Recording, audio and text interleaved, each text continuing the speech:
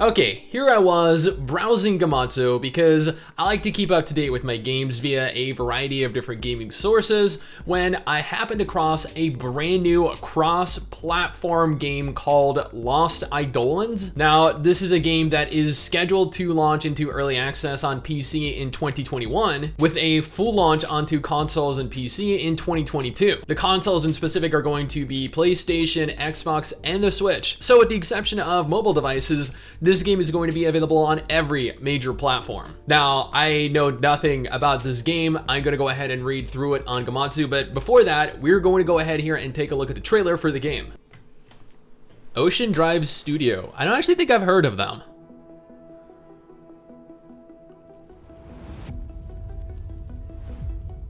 So, okay, so this is something like Fire Emblem? Like Final Fantasy Tactics?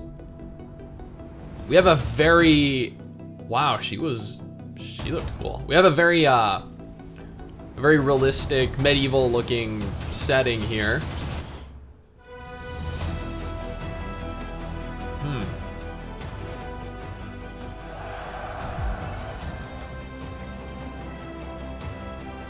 So it does have freedom to, oh, wow.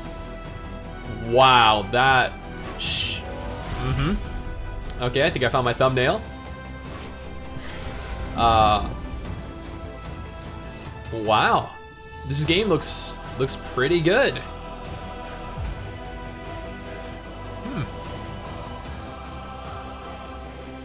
So essentially this is like a more realistic version. Oh, actually, maybe I found my thumbnail there. This looks like a more realistic version of Fire Emblem, right? Like you guys are kind of getting like, I don't know. It's kind of like Fire Emblem mixed with The Witcher, right? Coming 2022. At least its full launch will come in 2022. So according to Gematsu, Lost Eidolons is a tactical turn-based strategy RPG set in a Western fantasy world called Artemesia. Cycle between the tactical turn-based grid combat and an out-of-game unit management system to prepare, outwit, and prevail in each of these sequences and discover the outcome of the revolution. The story follows Eden, a reputable mercenary in his hometown of Loneta. When an aristocratic conspiracy causes his fall from grace, he's left with no choice but to follow the machinations of fate that will engross him into a ploy to overthrow the conquering emperor Ludovictus. I'm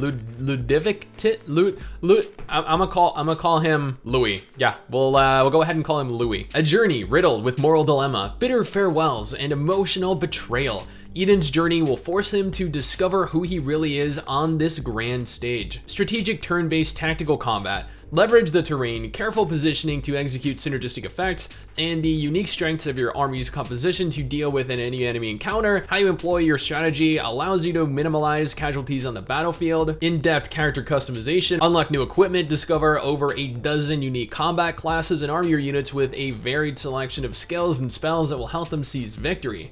We did see the fairly in-depth character creation when we were going through the trailer. I will admit it does look pretty good. I'm not sure how good it's going to be. I'm not sure how deep it is going to be, but we did see them change quite a bit of their character aesthetically, and I know a lot of people care very strongly about what their character looks like, so that's going to be very important. Explore a meaningful outgame. Take the time to strengthen the resolve of your allies and see this effort yield powerful results on the battlefield. Leverage affinity with visiting NPCs in the camp to potentially earn new recruits. Strengthen your units by training with them and learn their stories via their side quests. So there's going to be a lot of side content. It's not going to be specific to just like moving through the campaign, moving through just individual battles, which is good because I feel like originally Fire Emblem was very linear like that, but then as the Fire Emblem games kind of went on, they grew to have a lot more side content for you to do outside of those battles. And I feel like to have a successful strategy game, you need to have a lot of the game that does not actually take place within that strategy element. A carefully crafted classic story. A story revolving around the bonds formed between comrades struggling for freedom in a continent marred by war and political turmoil, along with the backstory that is influenced by the mythos of the four symbols of the Chinese constellations.